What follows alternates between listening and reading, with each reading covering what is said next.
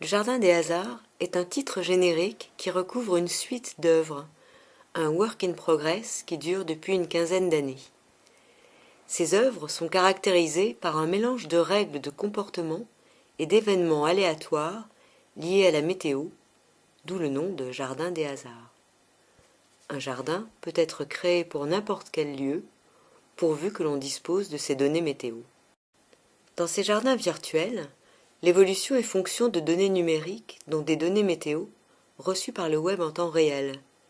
Ils sont constitués de plusieurs familles de formes qui naissent, grandissent, meurent et interagissent entre elles, suivant des comportements inspirés de la vie biologique. Ils constituent un écosystème de vie artificielle. Les couleurs des objets changent avec les données météo et avec le temps chronologique, au fil des jours et des saisons. Les formes se déplacent dans l'écran à la recherche de l'endroit le plus favorable pour exister. Chaque famille de formes est caractérisée par un son qu'elle émet quand elle a atteint un certain niveau de développement. Dans Quel temps fait-il au Kaplan ? Les valeurs numériques sont les données de la région d'un café-librairie situé sur la côte nord de la Bretagne. Dans Labyrinthe, les données météo de la Crète sont associées aux données sismiques pour interagir avec des formes et des images issues des civilisations minoennes.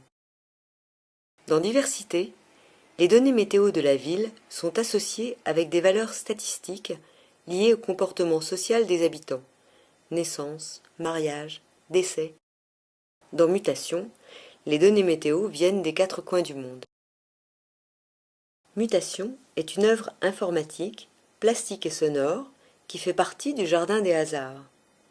L'installation met en scène 4 mondes sonores et visuels, reliés chacun par Internet à une source de données météo symbolique des 4 points cardinaux et des 4 saisons: Rio, Cape Town, Shuzhou, Oslo. Sur 4 écrans et à travers 4 sources sonores, des familles de formes et de sons évoluent en temps quasi réel.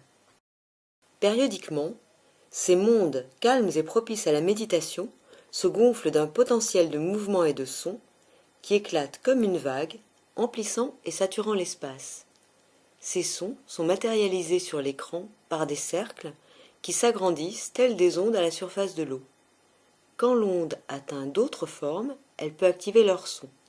Ce principe explique le déclenchement des cascades sonores à certains moments. Chaque écran fonctionne suivant un cycle de 5 à 6 minutes, symboliquement structuré en 3 périodes: la gestation, la vie, la mort. Ces cycles se répètent indéfiniment.